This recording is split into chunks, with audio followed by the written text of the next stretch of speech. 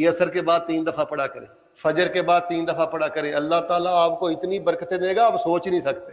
اگر کوئی بھائی یہ کہتا ہے نا کہ شیخ صاحب کو ذکر بتائیں، کو وظیفہ بتائیں کہ میری دنیا بھی سدھر جائے اور میری آخرت بھی سدھر جائے، یہ وظیفہ بعد الفجر 3 مرات و بعد العصر 3 مرات، کم از کم فجر اور عصر کے بعد 3 دفعہ، باقی راکبا و ماشیا و مستجیا و قائما، چلتے پھرتے بیٹھتے اٹھتے پڑھو تو اللہ بڑی برکتیں دے۔ کون سا وظیفہ؟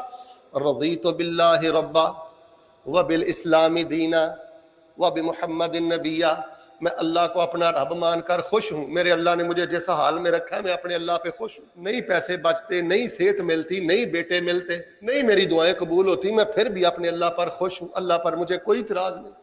یہ کوئی زندگی ہے؟ کوئی ٹکے مل گئے تو بڑا اللہ پہ خوش ہے، ٹکے نہیں ملے، کوئی پیسہ روپیہ نہیں ملا تو منہ بنائے بیٹھا ہوا ہے، نماز ہی نہیں صحیح پڑھتا۔ اللہ میں تجھے اپنا رب مان کے راضی، وبالاسلام دینا، اسلام جیسا ضابطہ حیات دین تو نے مجھے دیا، اللہ میں دل سے راضی، اور محمد صلی اللہ علیہ وسلم کو میں اپنا نبی مان کے راضی، آپ کے ہوتے ہوئے مجھے کسی کے پیچھے چلنے کی ضرورت نہیں ہے۔ یہ وظیفہ بہت زیادہ پڑھا کریں۔